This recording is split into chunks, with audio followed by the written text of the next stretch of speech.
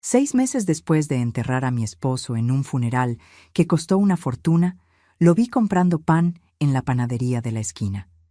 Mi corazón se detuvo. Lo seguí por las calles de la ciudad hasta una casa que nunca había visto. Lo que descubrí ese día destruyó no solo la memoria del hombre al que amé por 38 años, sino que reveló una conspiración tan profunda que involucró incluso a las personas en quienes más confiaba. Esta es la historia de cómo una viuda de 64 años se transformó en la peor pesadilla de quienes intentaron enterrarla viva. Pero antes de continuar, checa si ya estás suscrito al canal y escribe en los comentarios: ¿desde dónde estás viendo este video? Nos encanta saber hasta dónde están llegando nuestras historias. Era un martes cualquiera de marzo, cuando mi vida dio un vuelco por segunda vez en 6 meses. Estaba en la panadería central, esa misma donde compraba bolillos todas las mañanas desde hace más de 20 años, cuando lo vi. Daniel, mi esposo, el hombre al que había enterrado el pasado septiembre. Dejé caer la bolsa del mandado al suelo. Los huevos se estrellaron, la leche se derramó por el piso de cerámica blanca. La gente me miró con esa expresión de lástima que ya conocía tan bien, la pobre viuda que se estaba volviendo loca otra vez. Pero no estaba loca. Era él. El mismo cabello canoso, un poco más largo, la misma postura ligeramente encorvada de los hombros, la misma forma de inclinar la cabeza cuando miraba algo. Vestía ropa que nunca le había visto. Una chamarra de mezclilla desgastada, pantalón de pants gris, tenis viejos. Daniel siempre usaba camisas de vestir, incluso los domingos. Decía que un hombre de negocios necesitaba estar siempre presentable. Pero era él. Tenía la certeza absoluta. Mis pies se movieron solos.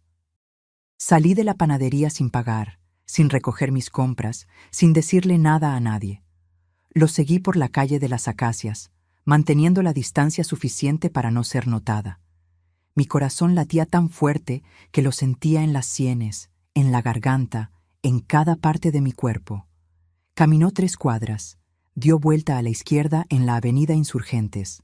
Pasó por la gasolinera donde Daniel siempre cargaba el tanque de su coche. Pero no iba en coche. Iba a pie, caminando con ese mismo ritmo tranquilo que conocía desde hace casi 4 décadas. Entró en un edificio antiguo de departamentos. Esperé 5 minutos afuera, escondida detrás de un árbol, sintiéndome ridícula y desesperada al mismo tiempo. Entonces entré.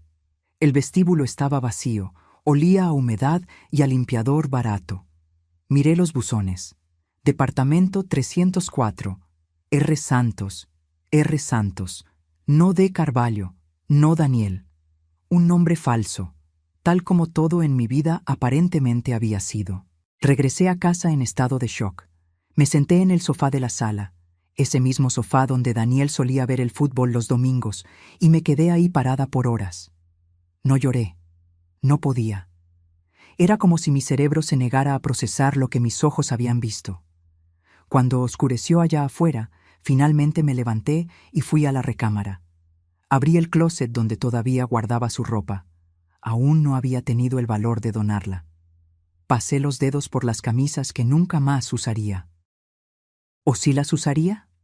Saqué una foto de nuestro último viaje juntos, 3 meses antes del accidente. Estábamos en la playa, sonriendo. Él tenía el brazo alrededor de mis hombros. Parecía feliz. ¿Todo había sido mentira? El accidente ocurrió una noche de septiembre. Daniel regresaba de un viaje de negocios en Guadalajara. La policía me llamó a las 2 de la mañana. Accidente en la carretera, un tráiler invadió el carril, choque de frente. Mi esposo fue declarado muerto en el lugar.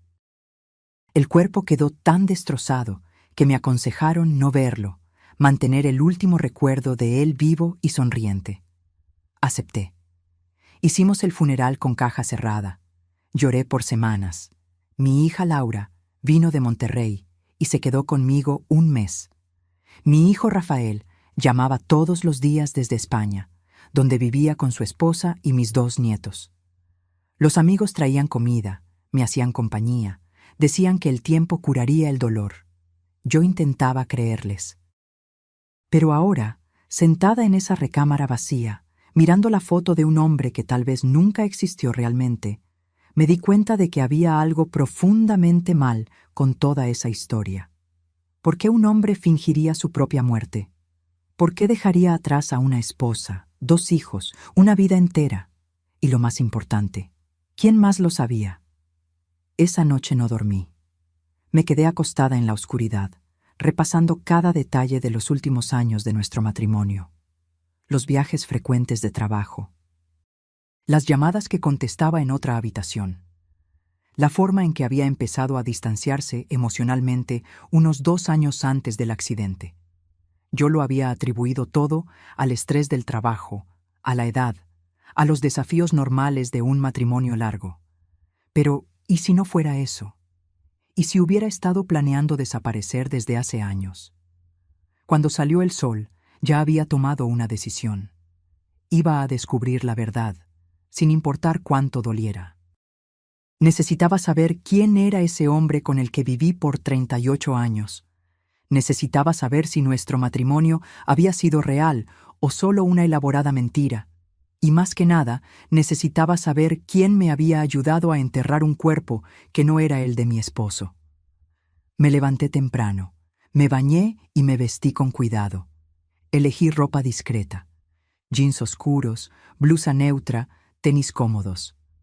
Me amarré el cabello en una coleta y me puse lentes oscuros. No quería ser reconocida fácilmente si por casualidad me topaba con alguien conocido. Agarré mi bolsa, revisé si tenía suficiente dinero y salí de casa con un solo objetivo: descubrir cada detalle de la vida secreta de Daniel, o Roberto, o quien quiera que realmente fuera. La mañana estaba fría, típica de marzo. Las calles todavía estaban vacías, excepto por algunos trabajadores yendo a sus empleos. Manejé hasta el edificio donde vivía y me estacioné del otro lado de la calle, en un lugar desde donde pudiera ver la entrada principal sin ser vista. Esperé, y esperé, y esperé un poco más. A las 7:30 de la mañana, la puerta del edificio se abrió y él salió. La misma chamarra de mezclilla, la misma mochila a la espalda. Caminó hasta la parada del camión en la esquina. Nunca, en 38 años de matrimonio, había visto a Daniel tomar el camión. Él siempre tuvo coche propio, siempre manejó a todos lados. Ver a ese hombre esperando el transporte público fue surrealista. Cuando llegó el camión, se subió. Esperé unos segundos y lo seguí en el coche, manteniendo el camión siempre a la vista. No era difícil. El tráfico de la mañana estaba empezando a ponerse pesado. El camión hizo varias paradas. En cada una, mi corazón se aceleraba, pensando que se iba a bajar. Finalmente, después de unos 20 minutos, se bajó en el centro de la ciudad. Me estacioné rápido en un lugar prohibido. No me importaba la multa en ese momento, y lo seguí a pie. Entró en una pequeña ferretería. La fachada era sencilla, con la pintura descascarada y un letrero viejo. A través del escaparate, lo vi saludar a un hombre mayor, probablemente el dueño. Agarró un mandil colgado en la pared y empezó a amarrárselo a la cintura. En el mandil estaba bordado un nombre: Roberto. Sentí que las piernas me flaqueaban. Me apoyé en la pared de un edificio de al lado, intentando procesar lo que estaba viendo. Daniel, mi esposo, un empresario exitoso, dueño de una consultoría financiera, un hombre que siempre usó traje y corbata para trabajar, estaba ahí, con un mandil mugroso, acomodando estantes en una tienda de barrio. Me quedé observando por casi 1 hora. Atendía clientes, cargaba cajas pesadas, limpiaba el mostrador. Trabajaba como cualquier empleado común. No había nada especial, nada que indicara que ese era un hombre que había fingido su propia muerte y abandonado a una familia entera. Cuando me di cuenta de que no iba a salir pronto, regresé al coche. Mis manos temblaban tanto que me costó trabajo meter la llave en el switch. Manejé de regreso a casa, pero no pude entrar. Me quedé sentada en el coche, en la cochera, por tiempo indefinido, simplemente mirando a la nada. Todo empezaba a tener un sentido horrible. Los viajes, el distanciamiento, la frialdad de los últimos años. Daniel no estaba teniendo una aventura con otra mujer. Estaba construyendo otra vida. Una vida completamente diferente. Una vida donde yo no existía. Y lo peor, lo había planeado todo meticulosamente. No fue un impulso, fue calculado, premeditado, ejecutado con precisión quirúrgica. Finalmente entré a la casa. Fui directo a su oficina. No había movido nada desde la muerte. Abrí cajones, revolví papeles, busqué cualquier cosa que pudiera darme más pistas. Y lo encontré. En el fondo de un cajón, debajo de carpetas viejas, había una libreta pequeña. La abrí con manos temblorosas. Era una especie de diario, pero no con entradas diarias. Eran anotaciones esporádicas, planes, números. Junio 2022. Abrir cuenta a otro nombre. Investigar documentación. Agosto 2022. Hablar con L y R. Necesitan saber, pero solo lo esencial. L y R, Laura y Rafael. Mis hijos. Octubre 2022. Transferir poco a poco. No puede ser mucho de un jalón. Enero 2023. Encontrar departamento. Zona norte, lejos. Marzo 2023. Hablar con Lucas sobre los detalles finales. Lucas. ¿Quién era Lucas? Julio 2023. El accidente tiene que ser convincente. Sin cuerpo, habrá investigación. Se necesita un cuerpo. Solté la libreta como si quemara. Mis manos temblaban violentamente. Lo había planeado todo, cada detalle, con meses de anticipación. Y había involucrado a nuestros hijos en eso. Agarré el teléfono y, sin pensarlo bien, le llamé a Laura. Contestó al tercer tono, con voz somnolienta. «¿Mamá? Son las 8 de la mañana. ¿Pasó algo?» «Laura, necesito hacerte una pregunta, y quiero la verdad». Hubo un silencio del otro lado, un silencio demasiado largo para ser inocente. «Mamá, ¿de qué estás hablando? ¿Sabías que tu papá está vivo?» Otro silencio, más largo aún. Podía oír su respiración cambiando, volviéndose más rápida, más pesada. «Mamá, yo no sé qué». «No me mientas, Laura. Por favor, no después de todo». Mi voz se quebró. Encontré su libreta. Vi las notas. Hablar con L y R, tú y tu hermano. Ustedes lo sabían. Oí un sollozo del otro lado de la línea. Y entonces, finalmente, la verdad. Él nos hizo jurar secreto, mamá. Dijo que era la única forma. Que tú nunca aceptarías un divorcio. Que sería mucho peor para todos si simplemente se marchaba. Dijo que así tú podrías seguir adelante, rehacer tu vida, sin la vergüenza de ser abandonada. Cada palabra era una puñalada. ¿Cuándo? Nos lo contó hace unos 2 años. Dijo que ya no aguantaba más, que se sentía atrapado, sofocado, que necesitaba empezar de cero. ¿Y a ustedes les pareció aceptable dejarme sufrir, llorar, gastar fortunas en un funeral falso? Mamá, intenté convencerlo de que no lo hiciera, te lo juro. Pero estaba decidido, y dijo que, con o sin nuestra ayuda, lo iba a hacer. Entonces pensamos que era mejor al menos saberlo, para poder cuidarte después. ¿Cuidarme? Me reí, un sonido amargo y sin humor. Me dejaron enterrar a un extraño, pensando que era mi esposo. No fue un extraño cualquiera, mamá. Era... No quiero saber quién era, grité, perdiendo el control. No quiero saber los detalles macabros de cómo consiguieron un cuerpo, de cómo sobornaron a quien tuvieron que sobornar. Solo quiero saber cómo pudieron hacerme esto a mí. Laura lloraba abiertamente ahora. Mamá, lo siento mucho, lo siento tanto. Todos los días pienso en eso, todos los días me arrepiento. Pero es nuestro padre y yo soy tu madre. ¿Eso no cuenta? Cuenta, claro que cuenta. Pero mamá, no entiendes la presión que puso sobre nosotros.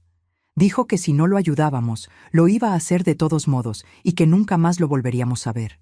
Dijo que nos necesitaba, que éramos su única familia de verdad. Mentiras, todo mentiras para manipularlos.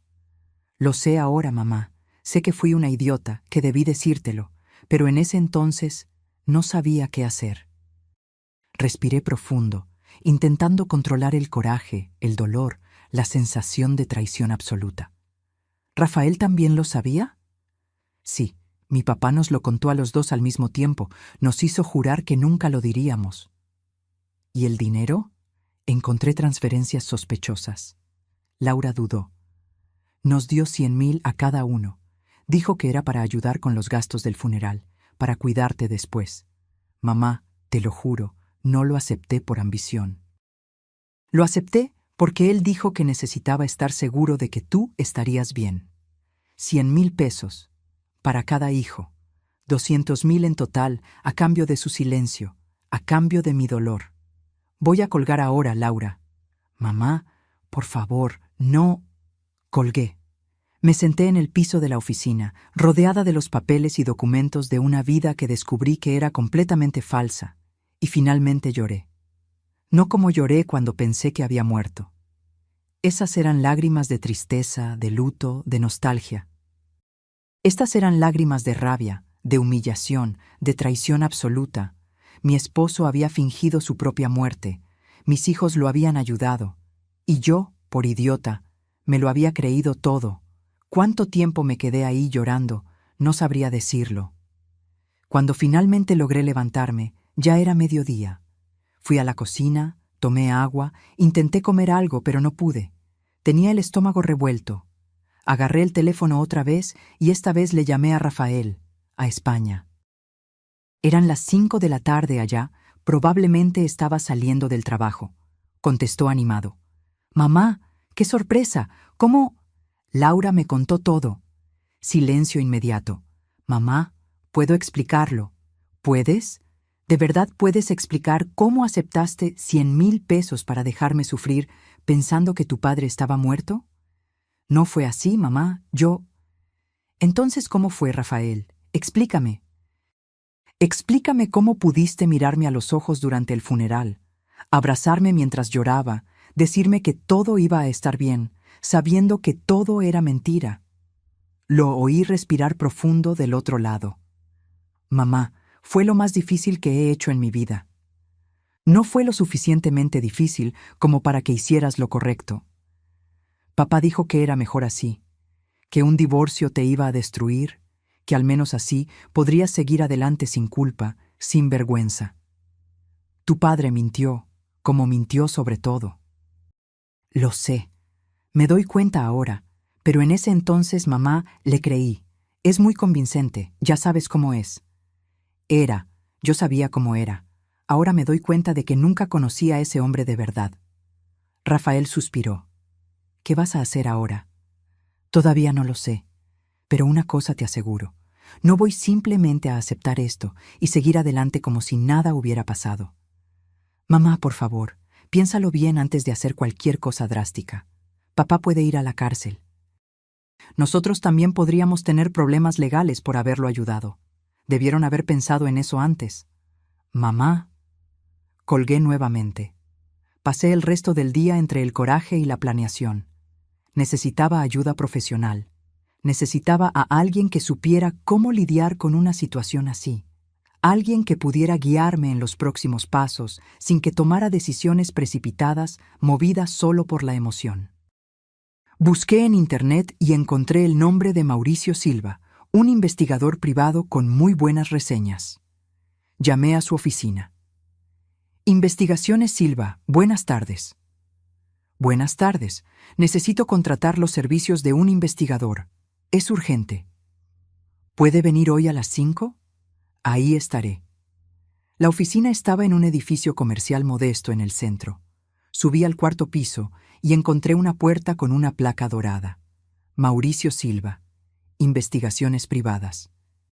Mauricio era un hombre de unos 50 años, con el cabello canoso bien cortado y ojos atentos que parecían ver a través de las personas. Usaba camisa de vestir sin corbata y jeans. «¿Doña Vera?» Extendió la mano. «Sí, gracias por recibirme tan rápido». «Pase, por favor, siéntese». La oficina era pequeña pero organizada. Un escritorio de madera, una computadora moderna y archivos bien ordenados. Olía a café recién hecho. Me senté en la silla frente a él.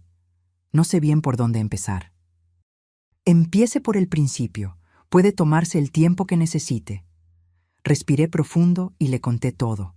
El accidente, el funeral, los 6 meses de luto, ver a Daniel en la panadería, seguirlo hasta el departamento, hasta el trabajo, descubrir la libreta, las llamadas a Laura y Rafael. Todo. Mauricio escuchaba en silencio, tomando notas ocasionales. Cuando terminé, se reclinó en la silla y chifló bajito. Señora, esto es complejo y potencialmente criminal. Falsificación de muerte, fraude, uso de documentos falsos. Su esposo podría pasar años en prisión. Lo sé. Y sus hijos también podrían responder como cómplices. También lo sé. Entonces, ¿qué es exactamente lo que quiere? ¿Justicia penal? ¿Recuperar dinero? ¿Simplemente entender qué pasó? Lo pensé por un momento. Quiero todo. Quiero saber cada detalle. ¿Cómo logró hacer esto? ¿Quién lo ayudó? ¿Cuánto costó? ¿A dónde se fue el dinero? Todo. Y después decidiré qué hacer con esa información. Mauricio asintió. Va a ser caro. Este tipo de investigación requiere tiempo, recursos, tal vez incluso algunos sobornos estratégicos. ¿Cuánto? 5,000 de anticipo, más gastos. Puedo llegar a unos 15 o 20,000 en total, dependiendo de lo que descubra. Saqué mi chequera. ¿En cuánto tiempo necesito resultados? 2 semanas, tal vez 3. Firmé el cheque por 5,000 y se lo entregué. Quiero reportes semanales y quiero fotos, documentos, pruebas de todo. Las tendrá. Salí de la oficina sintiéndome extrañamente más ligera. Por primera vez desde que vi a Daniel en esa panadería, estaba haciendo algo activo. No solo estaba reaccionando, estaba actuando. A la semana siguiente, me sumergí en una investigación paralela por mi cuenta. Mientras Mauricio hacía su trabajo, yo hacía el mío. Fui al banco donde teníamos la cuenta mancomunada y pedí estados de cuenta detallados de los últimos 3 años. La gerente, Denise, me conocía desde hace décadas. Siempre fue muy amable y atenta. Doña Vera, ¿cómo está? ¿En qué puedo ayudarla? Necesito estados de cuenta completos, todos los movimientos de los últimos 3 años. Claro, ¿es para lo del SAT? Algo así. Me preparó todo y me entregó una carpeta gruesa. Cualquier duda, estoy a sus órdenes. Regresé a casa con la carpeta y pasé el resto del día analizando cada transacción. Al principio, todo parecía normal. Cuentas de la casa, súper, gasolina, restaurantes. Pero entonces empecé a notar un patrón. Cada 2 o 3 meses había una transferencia de 5 a 10,000 pesos a una cuenta que no reconocía. El beneficiario era siempre el mismo. Inversiones Horizonte S.A. de CB. Anoté todas las fechas y montos. Lo sumé todo. En los últimos 2 años, Daniel había transferido 387,000 pesos a esa empresa fantasma, casi 400,000 pesos, de nuestro dinero, dinero que yo había ayudado a construir a lo largo de décadas. Pero había más. 2 semanas antes del accidente, había hecho una transferencia grande, 50,000 pesos, a una cuenta personal. El nombre del beneficiario era Lucas Méndez. Lucas. El mismo nombre que estaba anotado en la libreta. Agarré el teléfono y le llamé a Mauricio. Encontré transferencias sospechosas, una empresa llamada Inversiones Horizonte y un tal Lucas Méndez. ¿Lucas Méndez? Mauricio pareció interesado. Voy a investigar ese nombre. ¿Puede mandarme los detalles de las transferencias? Se los mando ahora mismo por correo. Perfecto. Ya tengo algo de información para usted también. ¿Podemos vernos mañana? ¿A qué hora? A las 10 de la mañana, en mi oficina. A la mañana siguiente, llegué puntual. Mauricio ya tenía café listo. Me senté y él abrió una carpeta frente a mí.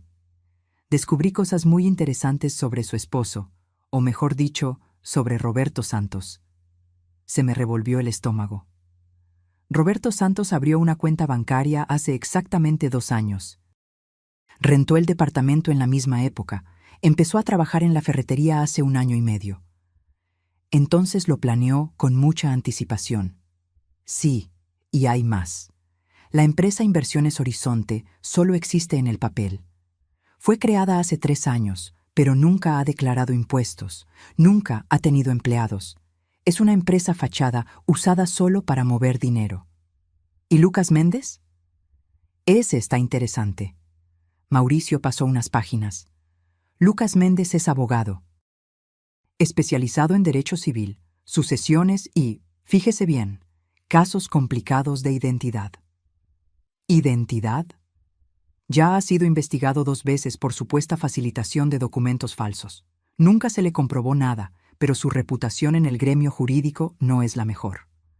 Entonces Daniel le pagó a ese abogado para crear una identidad falsa. Muy probablemente.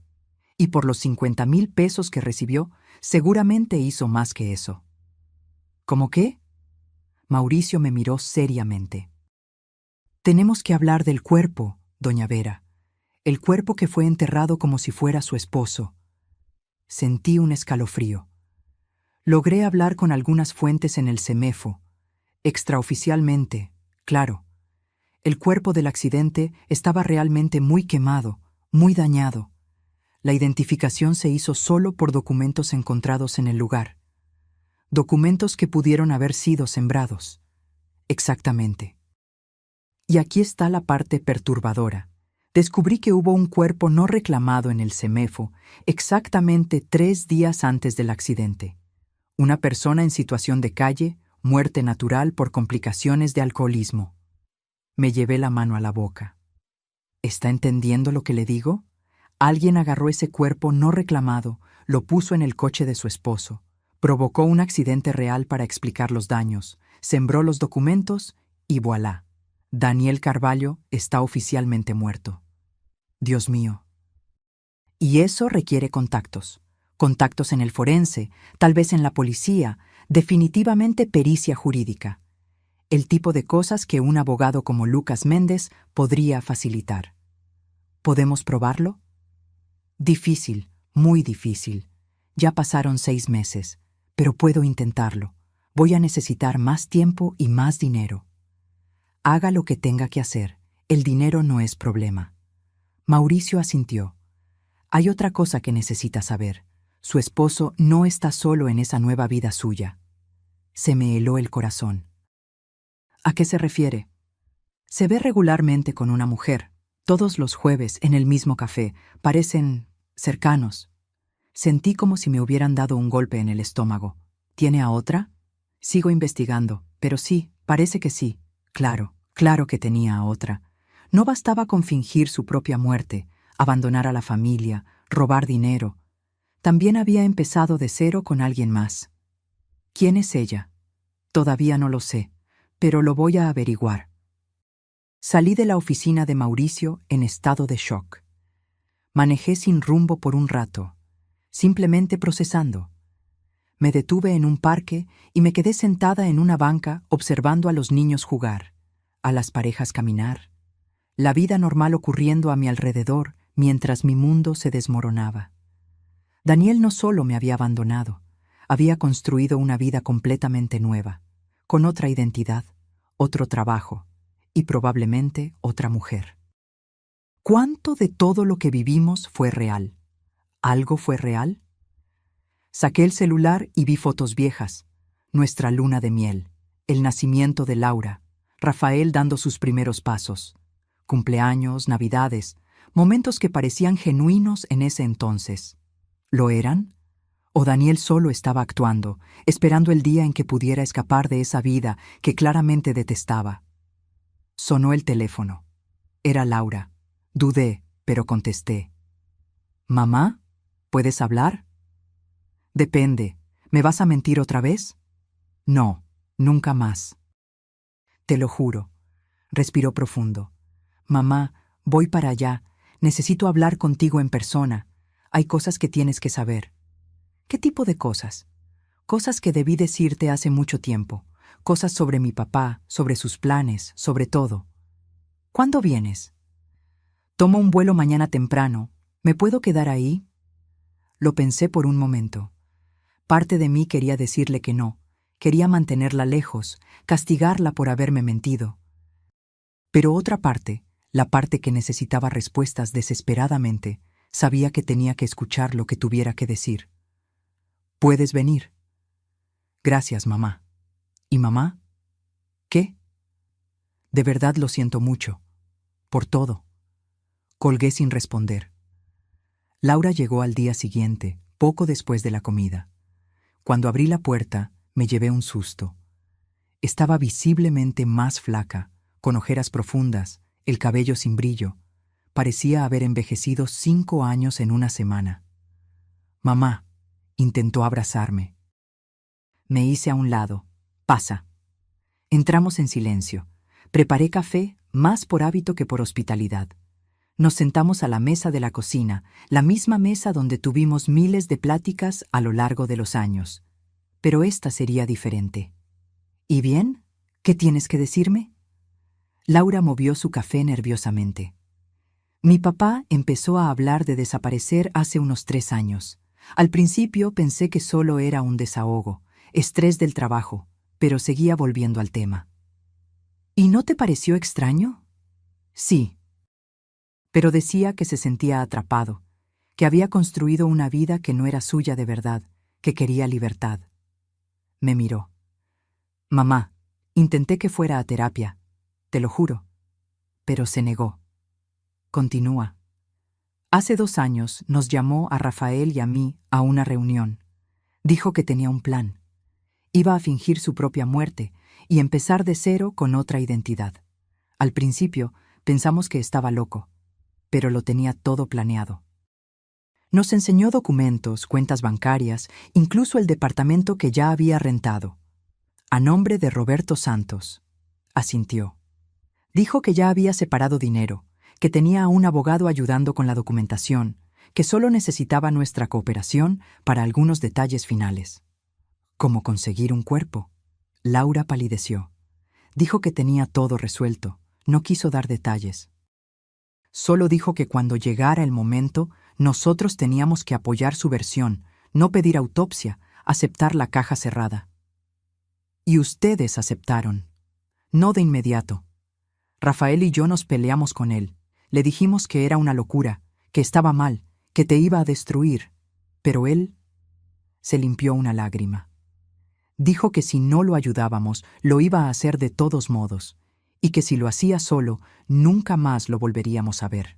Dijo que éramos su única familia de verdad. Manipulación. Lo sé ahora. Pero en ese entonces, mamá, es mi papá, y pensé que te estaba protegiendo de alguna forma. Al menos sabiendo el plan, podía estar cerca de ti después, cuidarte. Con el dinero que te dio. Los 100,000 fueron idea de él. Dijo que era para el funeral y para ayudarte en los primeros meses. Mamá, yo no quería aceptarlos, pero él insistió. Dijo que era lo mínimo que podía hacer. Me reí sin ganas. Lo mínimo. Qué generoso. Hay más. Laura respiró profundo. La mujer que está viendo. Es Clarice. El nombre me pegó como un rayo. ¿Clarice? ¿Nuestra vecina Clarice? Sí. Clarice había sido nuestra vecina por 5 años. Una mujer amable de unos 50 años, divorciada, maestra jubilada. A veces tomábamos café juntas. La consideraba mi amiga. ¿Desde cuándo? Desde antes de todo esto. Empezaron hace unos 4 años. Fue por ella que decidió dejar esta vida. Sentí que se me revolvía el estómago. 4 años. Daniel me había engañado con nuestra vecina durante 4 años, mientras yo, por tonta, no sospechaba nada. ¿Ella lo sabe? ¿Lo de la muerte falsa? No. Para ella, él es Roberto Santos, un hombre que conoció después de mudarse. Él inventó toda una historia. Dijo que era viudo, que se había mudado para empezar de nuevo. Entonces, a ella también la están engañando. De cierta forma, sí. Me quedé en silencio, procesando. No bastaba con todo lo que ya había descubierto. Ahora tenía que lidiar con la doble traición. Daniel no solo me había abandonado, me había engañado con alguien que conocía, alguien que entraba a mi casa, bebía mi café, fingía ser mi amiga. Después de que Laura me contó lo de Clarisse, me quedé callada mucho tiempo. Mi hija intentó hablar más, tratar de explicarse, pero levanté la mano pidiendo silencio. Necesitaba procesar todo sola. ¿En qué te gastaste los 100.000? Pregunté finalmente, con la voz más fría de lo que pretendía. Laura bajó la mirada. Parte en el funeral, unos 30.000. El resto lo usé para remodelar mi casa, comprar un coche nuevo. Mamá, ya sé cómo se ve esto. Sé que parece que me vendí, que acepté dinero sucio. Porque fue exactamente lo que hiciste. Lo sé. Golpeó la mesa, frustrada. Lo sé, mamá, y no pasa un día sin que me odie por eso. No puedo dormir bien desde hace meses. Cada vez que veo el coche, me siento asquerosa. Cada vez que entro al cuarto remodelado, pienso en ti llorando sola mientras yo me gastaba dinero de sangre. Dinero de sangre es una buena descripción. Mamá, te los devuelvo, cada centavo. Vendo el coche, deshago la remodelación, lo que sea necesario. Solo dame una oportunidad de arreglar esto. Miré a mi hija. Se veía genuinamente destrozada, genuinamente arrepentida. ¿Pero eso cambiaba algo? ¿Y Rafael? ¿En qué se los gastó? Parte la usó para pagar deudas. Él y su esposa estaban muy endeudados, problemas con la casa en España. El resto lo invirtió para los niños, un fondo para su educación. Entonces ustedes dos se beneficiaron mientras yo sufría. Sí, Laura no intentó defenderse esta vez. Y voy a cargar con esta culpa el resto de mi vida. Me levanté de la mesa. Necesito tiempo, Laura. Tiempo para procesar todo esto, para decidir qué hacer. ¿Cuánto tiempo? No lo sé. Puede ser una semana, puede ser un año. Pero necesito que respetes eso y me dejes en paz. Mamá, ¿me puedo quedar aquí? ¿Ayudarte con algo? No, quiero que te vayas. ¿A Monterrey? A donde quieras, pero aquí no. Vi el dolor en su cara, pero no sentí lástima. Ella había tomado decisiones. Ahora tenía que vivir con ellas, tal como yo estaba teniendo que vivir con las consecuencias de las decisiones de Daniel. Después de que Laura se fue, llamé a Mauricio de nuevo. Ya sé quién es la mujer. Clarisse, una exvecina mía. ¿En serio? Qué pequeño es el mundo. Muy pequeño y muy cruel. Respiré profundo. Mauricio, quiero saber todo sobre ella también. ¿Cuánto tiempo llevan juntos? Si ella de verdad no sabe la verdad, todo. Lo voy a investigar. En los días siguientes me sumergí en una especie de determinación fría. Ya no estaba llorando. Ya no estaba en shock. Estaba en modo de acción total. Fui al registro civil y pedí una copia del acta de defunción de Daniel. Estudié cada detalle. El legista que firmó, el médico que certificó, las fechas, los sellos, todo parecía legítimo, pero yo sabía que era falso. También fui al panteón por primera vez desde el entierro. Me quedé parada frente a la costosa tumba de mármol donde estaba enterrado un desconocido. Había flores frescas en la lápida. ¿Quién las estaba poniendo? ¿Laura? ¿Rafael? ¿O tal vez era yo misma, en las semanas después del funeral, cuando todavía venía cada semana a llorar? Pensé en el pobre hombre allá adentro. ¿Quién era? ¿Tendría familia que nunca supo qué le pasó? ¿Alguien que se preguntaba dónde estaba? Fue en ese momento que tomé una decisión. Iba a descubrir quién era ese hombre. Iba a darle un nombre. Iba a hacer lo correcto, aunque Daniel no lo hubiera hecho. Llamé a Mauricio. Necesito que descubras la identidad real del cuerpo que fue enterrado. Eso va a ser casi imposible, doña Vera. Ya pasaron 6 meses, el cuerpo fue cremado. ¿Cremado? Interrumpí. No fue enterrado. ¿Está segura? Déjeme revisar. Lo oí tecleando. Tiene razón, fue enterrado, no cremado. Eso puede ayudar. Si logramos exhumar y hacer ADN, haga lo que tenga que hacer. Quiero saber quién era. Una semana después, Mauricio me llamó pidiendo otra reunión. Fui a su oficina con una mezcla de ansiedad y determinación. Logré mucho, empezó, abriendo una carpeta gruesa. Primero, sobre Clarice. Ella y su esposo empezaron la aventura hace 4 años, como dijo su hija. Pero hay un detalle. Ella cree que él es viudo. Daniel creó una historia completa. Dijo que su esposa murió de cáncer, que quedó muy afectado, que se mudó para empezar de nuevo.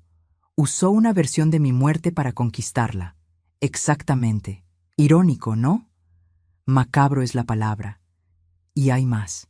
Clarice tiene dinero, mucho dinero, una herencia que recibió hace unos 3 años, casi 1 millón de pesos. Se me revolvió el estómago. ¿Usted cree que está con ella por dinero? No tengo pruebas, pero es sospechoso. Abandona una vida cómoda supuestamente para vivir de forma sencilla, pero se involucra con una mujer rica. Parece muy conveniente. Ese hombre es un monstruo. Y sobre el cuerpo... Mauricio pasó unas páginas. Conseguí información no oficial. Al hombre le decían el chino en las calles. Indigente desde hace unos 10 años. Murió de cirrosis hepática. No tenía documentos, no tenía familia conocida, o al menos eso pensaban. ¿Pensaban? Logré rastrear huellas dactilares parciales que estaban en el archivo del CEMEFO. Se las mandé a un contacto mío que tiene acceso a bases de datos antiguas, y descubrimos algo. Me pasó una foto vieja, descolorida.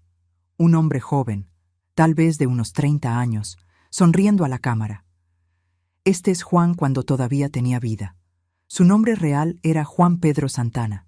Tenía una familia, una exesposa y una hija. Miré la foto, sintiendo el peso del descubrimiento. ¿Ellas saben que murió? No. Le perdieron la pista hace más de 15 años, cuando cayó en el alcoholismo y desapareció. Levantaron un reporte de persona desaparecida, pero eventualmente dejaron de buscar. ¿Dónde están? La hija vive en la Ciudad de México. Se llama Beatriz. Tiene unos 35 años ahora. La exesposa murió hace 2 años. Agarré la foto con manos temblorosas. Esa joven necesita saber que su padre está enterrado.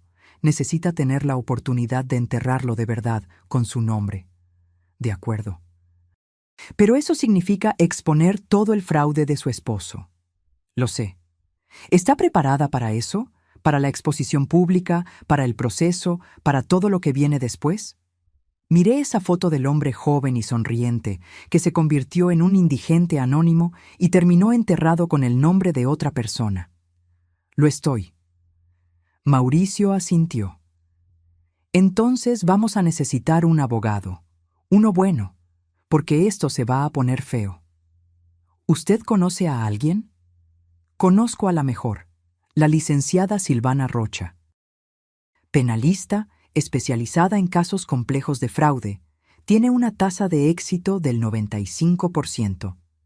Agende una reunión con ella. 2 días después, estaba sentada en la elegante oficina de la licenciada Silvana Rocha. Tenía unos 50 y tantos años, el cabello negro corto perfectamente cortado, un traje impecable y una presencia imponente. Doña Vera, empezó después de que le expliqué todo. Este es uno de los casos más complejos que he visto. Y mire que he visto mucho. ¿Complejo en qué forma? Su esposo cometió múltiples delitos. Falsificación de documentos, fraude de identidad, uso de cadáver, ocultación de fallecimiento. Pero procesarlo va a ser complicado porque necesitamos probar cada detalle. Mauricio tiene pruebas. Circunstanciales. Buenas, pero circunstanciales. Necesitamos más. Necesitamos una confesión, o documentos de primera mano, o testigos directos. Lucas Méndez, el abogado que ayudó. Difícil. Los abogados tienen protección de secreto profesional. Simplemente puede negarse a hablar. ¿Y mis hijos? Ellos sabían todo. Silvana me miró con cuidado. ¿Está dispuesta a demandar a sus propios hijos? La pregunta quedó suspendida en el aire. ¿Lo estaba? ¿Estaba dispuesta a meter a Laura y a Rafael a la cárcel? Yo no lo sé. Es una decisión que tiene que tomar. Porque si vamos a fondo con esto, ellos van a aparecer como cómplices. Podrían alcanzar hasta 5 años cada uno. 5 años. Mis hijos, en la cárcel, 5 años. ¿Hay alguna forma de perdonarlos? Podemos intentar enfocarnos solo en su esposo, pero probablemente serán llamados a declarar, y tendrán que elegir entre mentir bajo juramento o entregar a su padre. ¿Y si mienten? Entonces cometen perjurio, otro delito. Me pasé la mano por la cara, exhausta. Esto es una pesadilla. Lo es, pero usted no creó esta pesadilla. Su esposo la creó. Y ahora usted solo está desenredando el desmadre que él hizo. ¿Cuánto tiempo lleva un proceso así? Años, fácilmente 2 o 3 años hasta la resolución, y va a salir caro, muy caro. ¿Cuánto? Entre honorarios, costos del proceso, investigaciones adicionales, unos 200,000 pesos, tal vez más. 200,000 pesos, una fortuna. Pero miré la foto de Juan Pedro Santana en mi bolsa. Pensé en su hija, Beatriz, que merecía saber la verdad. Pensé en mí misma, que merecía justicia. Haga lo que tenga que hacer. Silvana sonrió. Voy a necesitar un anticipo. 50,000. Firmé el cheque sin dudarlo. En los días siguientes, mientras Silvana empezaba a preparar la demanda y Mauricio seguía investigando, decidí hacer algo que venía posponiendo: confrontar a Daniel cara a cara. Ya no quería respuestas, ya sabía demasiado. Quería que él supiera que yo lo sabía. Quería ver su cara cuando se diera cuenta de que todo su plan cuidadoso se estaba desmoronando. Esperé afuera de la ferretería un jueves, sabiendo que era el día que se veía con Clarisse después del trabajo. Cuando salió a las 6, lo seguí. Caminó hasta un café pequeño a 3 cuadras de ahí. Entró. A través del cristal vi a Clarisse ya sentada en una mesa al fondo. Ella sonrió cuando lo vio. Él se inclinó y le dio un beso. Se me revolvió el estómago, pero no de celos. De coraje puro. Esperé 15 minutos. Entonces entré. El café estaba medianamente lleno. Nadie me puso atención cuando entré. Caminé directo a su mesa. Clarisse me vio primero. Sus ojos se abrieron de par en par por la sorpresa. «Vera, Dios mío, cuánto tiempo. ¿Cómo estás?» «Hola, Daniel». Él se quedó petrificado. La taza de café a mitad de camino a la boca. Nuestros ojos se cruzaron. Vi el reconocimiento, luego el pánico, luego un intento desesperado por componer la expresión. Clarisse nos miraba confundida a los dos. «Vera, ¿conoces a Roberto?» «¿Roberto?» Me reí. ¿Así se hace llamar ahora, Roberto Santos? «Vera, no». Daniel empezó, pero lo interrumpí. «Clarisse, querida, ¿sabes quién es él realmente?» Ella estaba completamente perdida. «¿De qué estás hablando?» «Este hombre que conoces como Roberto Santos es en realidad Daniel Carvalho, mi esposo, o mejor dicho, mi difunto esposo, el que murió en un accidente hace 6 meses. ¿Te acuerdas? Mandaste flores al funeral». Clarisse palideció. Miró a Daniel. «Roberto, ¿de qué está hablando?» «Su nombre no es Roberto», continué, ignorando su pregunta. «Es Daniel, y no es viudo. Fingió su propia muerte para poder huir de su familia, desvió casi $500,000 de pesos y te está usando por tu dinero. Eso es una locura». Daniel finalmente encontró su voz. «Clarisse, no le creas. Está confundida, está...» «¿Confundida?» Saqué mi celular y le enseñé una foto a Clarisse. Era de nuestra boda. «¿Este eres tú, no, Daniel? ¿O las cicatrices de tu hombro izquierdo desaparecieron por arte de magia?» Daniel tenía una cicatriz muy distintiva de una cirugía de cuando era adolescente. Yo sabía que todavía la tenía. Clarisse miró la foto, luego a Daniel, luego a mí. «Roberto, ¿esto es cierto?» «Clarisse, puedo explicarlo». «¿Es cierto?», gritó ella, haciendo que la gente volteara. Él bajó la cabeza. «Dios mío». Clarisse se levantó, agarró su bolsa. «Dios mío, mentiste. Sobre todo, ¿quién eres? ¿Quién eres en realidad?» «Por favor, Déjame explicarte. No quiero oír nada. Estaba llorando ahora. Me miró a mí. Vera, yo no sabía. Te juro que no sabía nada de esto. Lo sé, Clarice. A ti también te engañó. Ella prácticamente salió corriendo del café. Daniel empezó a levantarse para seguirla, pero le puse la mano en el hombro. Siéntate. Me miró. Vi coraje ahí, pero también miedo. Destruiste todo, dijo él. Todo lo que construí. Todo lo que construiste con mentiras. Solo quería ser libre. ¿Y yo? ¿Yo no quería ser libre de la humillación? ¿Del sufrimiento? ¿Pensaste en mí una sola vez durante todo ese plan? No respondió. Te voy a demandar, le dije calmadamente. Penalmente, fraude, falsificación, todo, y voy a ganar. No puedes probar nada. Puedo. Tengo investigadores, abogados, documentos, testigos. Sé lo de Lucas Méndez, sé lo del cuerpo de Juan Pedro Santana. Sé lo de los 387,000 pesos que desviaste. Lo sé todo, Daniel. Vi el pánico verdadero ahora. ¿Me vas a meter al bote? Sí. ¿Para qué? ¿De qué sirve eso ahora? Solo va a traer más sufrimiento. No se trata de venganza, le dije, aunque parte de mí sabía que sí. Se trata de justicia. Juan Pedro Santana merece recuperar su nombre. Su hija merece saber dónde está enterrado su padre. Y yo merezco que el mundo sepa qué tipo de hombre eres realmente. Me levanté para irme. Vera, espera. Me agarró del brazo. Podemos arreglarlo. Te devuelvo el dinero. Me entrego. Lo que quieras. Solo no me demandes. Piensa en los muchachos, en el escándalo. Debiste haber pensado en eso antes. Me solté el brazo y salí del café. En los días siguientes, las cosas escalaron rápido. Clarice me buscó queriendo saber todo. Se lo conté. Quedó destrozada, pero también furiosa. Se ofreció a declarar contra Daniel si era necesario. Silvana preparó la denuncia formal. Era un documento extenso, detallando cada delito, cada mentira, cada pieza del rompecabezas. Estamos listas para presentarla, me dijo en una reunión. Pero necesito que entienda, una vez que lo hagamos, ya no hay marcha atrás. Su esposo será arrestado, probablemente en 48 horas. Hágalo. Y sus hijos serán llamados a declarar, bajo juramento. Lo sé. ¿Habló con ellos? No. Silvana suspiró. Tal vez debería, antes de que les llegue el citatorio. Tenía razón. Por más dolida que estuviera, Laura y Rafael merecían saber lo que venía. Llamé a Laura primero.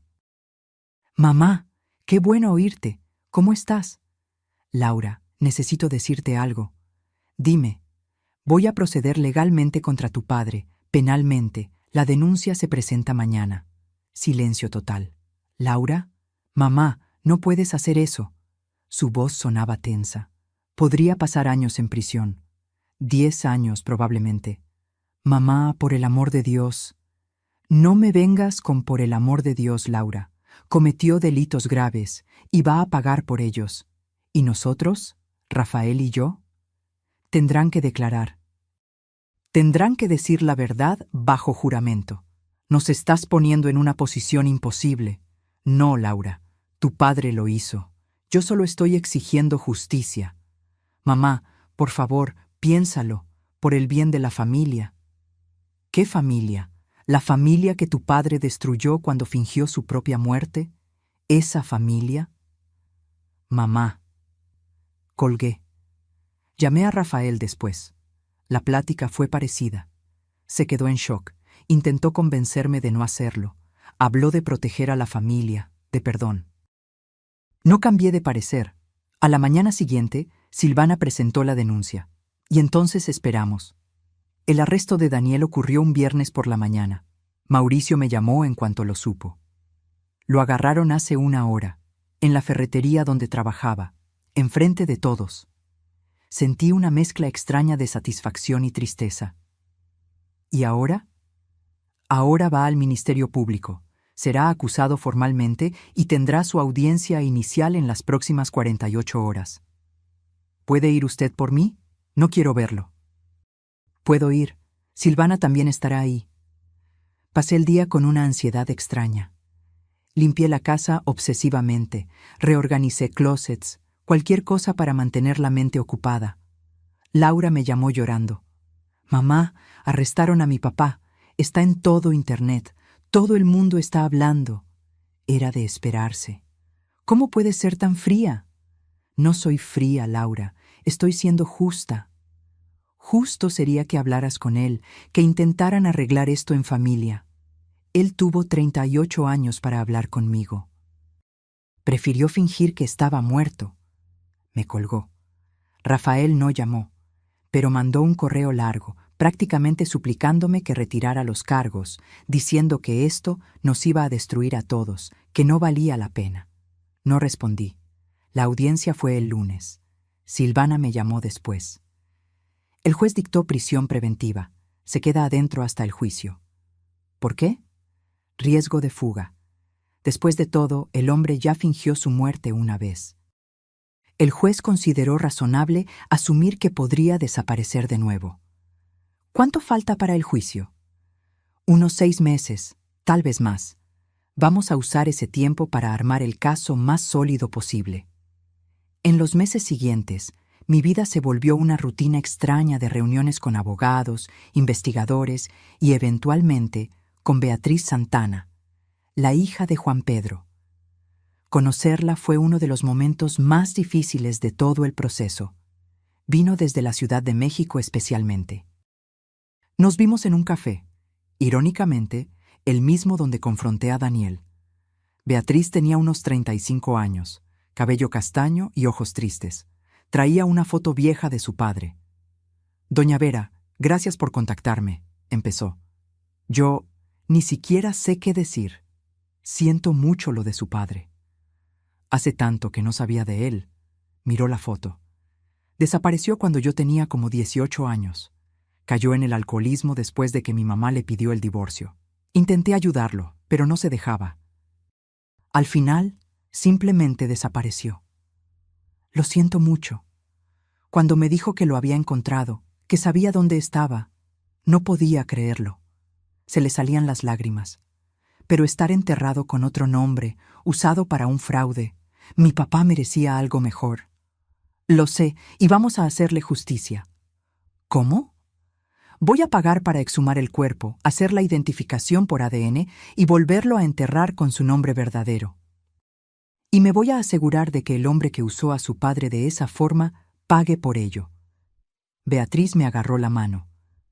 «Gracias. Gracias por preocuparse por un extraño cuando no tenía por qué hacerlo. Su padre no es un extraño, es una víctima, igual que yo». En los meses que siguieron, mientras el proceso penal contra Daniel avanzaba, muchas cosas cambiaron. Laura y Rafael fueron citados a declarar. Ambos tuvieron que admitir públicamente que sabían del plan de su padre. El fiscal quería procesarlos a ellos también, pero intervine. Pedí que los trataran como testigos, no como cómplices. Me costó. El fiscal solo aceptó porque accedía a no buscar compensación económica de su parte. Los 200,000 pesos que recibieron se los dejé pasar. Pero ellos tendrían que devolverlos por su cuenta, por conciencia. Laura vendió el coche y deshizo la remodelación. Depositó 95,000 pesos en mi cuenta con una nota. Todavía faltan 5,000. Te los voy pagando poco a poco. Te amo, mamá. Rafael mandó 80,000 desde España. El resto va en abonos. Perdón por todo. Acepté el dinero, pero no respondí los mensajes. El juicio se fijó para octubre, 10 meses después del arresto de Daniel. La semana anterior, Silvana me llamó a una reunión. Daniel quiere llegar a un acuerdo. ¿Qué tipo de acuerdo? Se declara culpable de todos los delitos a cambio de una reducción de pena, de 10 años a 5. ¿Y por qué aceptaría yo eso? Porque garantiza la condena sin riesgos. En un juicio siempre hay una probabilidad de absolución, por mínima que sea, y porque 5 años sigue siendo tiempo suficiente. Va a tener casi 70 cuando salga. Lo pensé. 5 años contra arriesgar un juicio que podría dejarlo libre. Hay otra condición, continuó Silvana. Devuelve todo el dinero. Los 387.000 con intereses. Da como 450.000. ¿Y lo de Juan Pedro? ¿Recupera su nombre? Sí. Parte del acuerdo incluye pagar por la exhumación y el nuevo entierro con el nombre correcto. Entonces acepto. Se cerró el trato. Daniel se declaró culpable. Fue sentenciado a 5 años en régimen cerrado y tendría que pagar 450.000 pesos como reparación. El día de la sentencia, fui al juzgado por primera vez. Quería verlo a los ojos cuando el juez diera el martillazo. Daniel estaba más flaco, con el cabello más blanco y la espalda más encorvada. Parecía haber envejecido 20 años en 10 meses. Cuando nuestras miradas se cruzaron, vi algo ahí. ¿Arrepentimiento? ¿Vergüenza? No lo sé. Y descubrí que no me importaba. El juez leyó la sentencia. 5 años. Restitución de 450.000 pesos. Prohibición de contacto con los testigos, incluyéndome a mí. Se llevaron a Daniel. Salí del juzgado sintiéndome vacía, no victoriosa, no vengada, simplemente exhausta. En los meses posteriores a la sentencia, mi vida lentamente empezó a encontrar un nuevo ritmo. No un ritmo normal, nunca volvería a ser la misma persona de antes. Pero algo parecido a la paz. El dinero de Daniel empezó a caer en mensualidades. Uso una parte para pagarle a Mauricio y a Silvana. El resto lo guardé. Juan Pedro Santana fue exhumado. El ADN confirmó su identidad. Beatriz finalmente pudo enterrar a su padre con su nombre, con una ceremonia sencilla pero digna. Yo pagué todo. ¿Por qué hace esto?, me preguntó Beatriz en el entierro. ¿Gastando tanto dinero en alguien que ni conoció? Porque es lo correcto, y porque su padre merece paz. Merece ser recordado como Juan Pedro Santana, no como un peón en un fraude. Poco a poco, empecé a reconstruir la relación con Laura y Rafael. No fue fácil. Seguía habiendo resentimiento, seguía habiendo desconfianza. Pero eran mis hijos. Y al final del día, también fueron víctimas de Daniel, aunque hubieran tomado decisiones terribles. Laura vino a visitarme 6 meses después de la sentencia. Mamá, sé que te he pedido perdón 1000 veces, y sé que las palabras no bastan. Pero quiero que sepas que estoy yendo a terapia, trabajando en mis rollos, tratando de entender por qué hice lo que hice. ¿Y descubriste por qué? Descubrí que me pasé la vida entera tratando de darle gusto a mi papá, buscando su aprobación, y cuando me pidió ayuda para ese plan loco, no supe decirle que no, porque finalmente me estaba incluyendo, me estaba haciendo sentir importante. Eso no lo justifica. Lo sé, no lo justifica, pero lo explica, y estoy trabajando para ser mejor. Para nunca más poner la necesidad de aprobación de alguien por encima de lo que es correcto. Miré a mi hija. Se veía sincera, y por más que todavía me doliera, quería creerle. Va a tomar tiempo, Laura. Lo sé, y voy a esperar el tiempo que sea necesario. Con Rafael fue más difícil. Tardó casi 1 año en venir a verme en persona. Cuando finalmente vino, trajo a mis nietos. Pensé que tal vez querrías conocerlos de verdad, dijo él. No como la abuela que ven una vez al año, sino como parte de sus vidas. Los niños eran hermosos, uno de 6, otro de 4, inocentes de toda la locura que sus padres y abuelos habían creado. Mamá, la regué gacho, dijo Rafael mientras los niños jugaban en el jardín. Y no espero que me perdones, pero espero una oportunidad para demostrar que puedo ser mejor. Demuéstralo entonces, no con palabras, con hechos. Asintió con la cabeza. 1 año y medio después de la sentencia de Daniel, recibí una carta suya desde la cárcel. Casi la tiro sin abrirla. Pero la curiosidad me ganó. Vera, sé que no tengo derecho a escribirte. Sé que el juez prohibió el contacto. Pero voy a mandar esta carta de todos modos a través de un amigo y espero que te llegue. No escribo para pedirte perdón. No lo merezco. No escribo para explicarme. Ninguna explicación justifica lo que hice. Escribo porque mereces saber que he pasado cada día de los últimos 18 meses pensando en lo que hice, en el daño que causé, no solo a ti, sino a nuestros hijos, a Clarís, a la familia de Juan Pedro. Fui un cobarde. Soy un cobarde. En lugar de tener una plática difícil, en lugar de enfrentar mis sentimientos, huí de la peor forma posible. No espero que me creas, pero necesito que sepas algo. De verdad te amé. A mi forma torcida, egoísta e insuficiente, te amé. Pero no de la forma que te merecías. Y esa es falla mía, no tuya.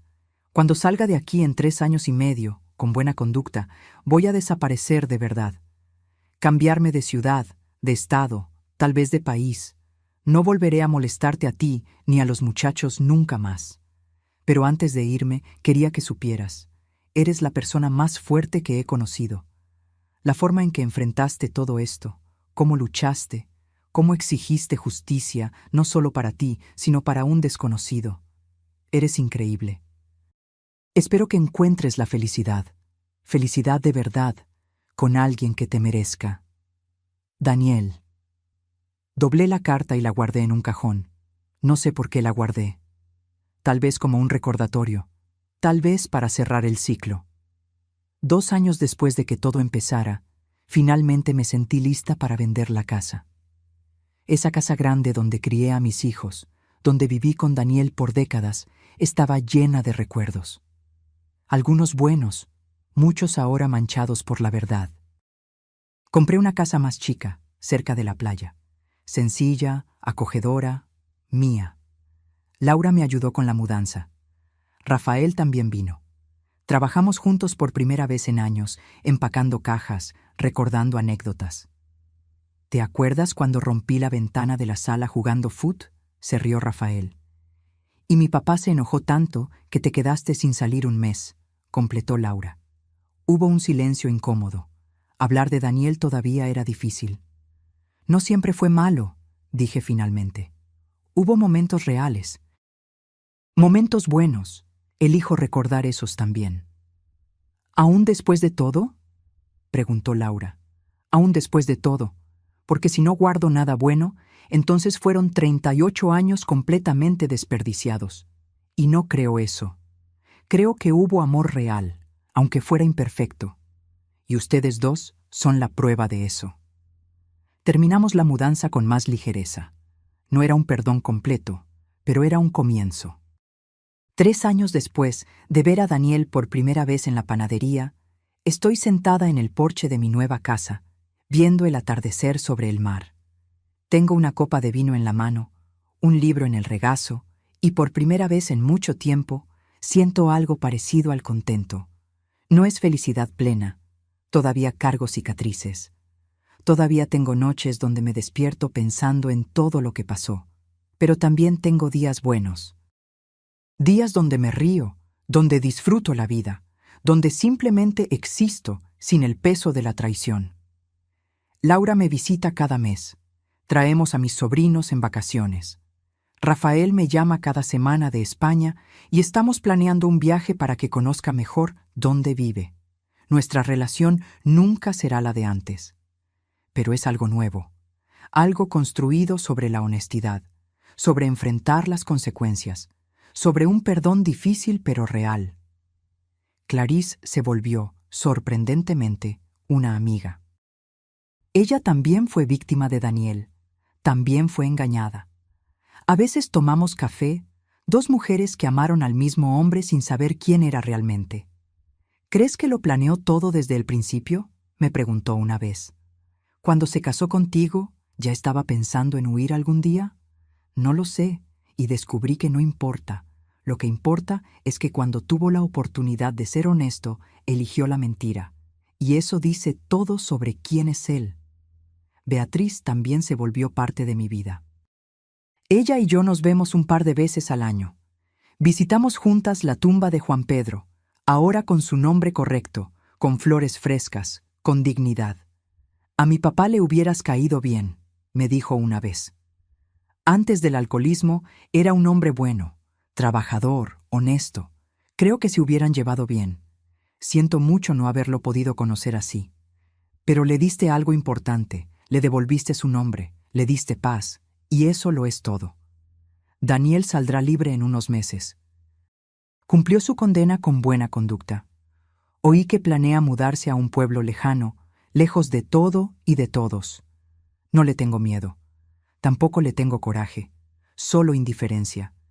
Él es parte de mi pasado y yo estoy enfocada en mi futuro, un futuro que estoy construyendo a mi manera.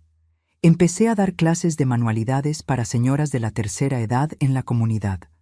Descubrí que tengo talento para las artes manuales. Es terapéutico y me encanta ver a las mujeres creando cosas bonitas con sus propias manos. También volví a estudiar. Siempre quise ir a la universidad, pero nunca tuve la oportunidad de joven.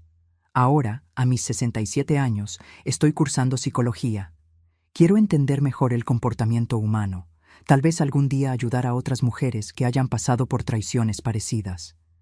Hice nuevos amigos. Carmen, mi vecina, se volvió mi mejor amiga. Salimos a caminar a la playa por las mañanas, cocinamos juntas, nos reímos de tonterías. «Te ves tan diferente a cuando te mudaste», me dijo hace poco. «Más ligera, más tú». Es porque finalmente descubrí quién soy sin que otra persona me defina. Y es verdad. Por 38 años fui la esposa de Daniel, la madre de Laura y Rafael, pero nunca fui solo Vera. Ahora lo soy, y está siendo liberador. Sigo pensando en todo lo que pasó. ¿Cómo no hacerlo? Fue la traición más grande de mi vida, el dolor más fuerte, pero también fue mi mayor aprendizaje. Aprendí que puedo sobrevivir a lo que pensé que me destruiría. Aprendí que tengo más fuerza de la que imaginaba. Aprendí que la justicia importa, incluso cuando es difícil buscarla. Y aprendí que nunca es tarde para empezar de nuevo. Cuando Daniel salió de esa panadería aquel día de marzo hace 3 años, pensó que se había escapado, que nos había engañado a todos, que viviría su nueva vida en paz. Pero no contaba con una cosa, conmigo, con la mujer a la que subestimó por casi 4 décadas, con la mujer que pensó que sería una viuda llorona para siempre, con la mujer que terminó siendo su ruina. ¿Y saben algo? No me arrepiento de nada, ni de haber investigado, ni de haber confrontado, ni de haber demandado, porque al final no lo hice solo por mí, lo hice por Juan Pedro Santana, que merecía recuperar su nombre. Lo hice por Beatriz, que merecía saber dónde estaba su padre. Lo hice por todas las mujeres que han sido traicionadas, engañadas, subestimadas. Y lo hice por mí misma, por la Vera que merecía la verdad, merecía justicia, merecía respeto. El sol se está ocultando por completo ahora. El cielo está pintado de rosa y naranja. Es hermoso, perfecto. Saco mi celular y tomo una foto. Se la mando a Laura y a Rafael. Otro día bonito en mi nueva vida. Los amo. Las respuestas llegan rápido. Laura: qué lindo, mamá. Yo también te amo. Rafael: qué vista tan increíble. ¿Cuándo podemos ir a visitarte otra vez? Sonrío. No es perfecto. Nuestra familia nunca será lo que era, pero es real, es honesto, y eso es suficiente. Me termino mi vino, agarro mi libro y entro a la casa. Mañana será otro día. Más clases, más amigos nuevos, más vida por delante. Una vida que es completa, absoluta y perfectamente mía. Y si algo aprendí de todo esto, es que la mejor venganza no es destruir a quien te lastimó, es reconstruirte a ti misma, más fuerte, más consciente, más libre. Y eso es exactamente lo que estoy haciendo. Ahora, si te gustó esta historia, dale clic a suscribirte y dime en los comentarios qué parte te dejó con el ojo cuadrado. Ah, y no olvides hacerte miembro para tener acceso a videos exclusivos que no subo aquí. Te espero allá.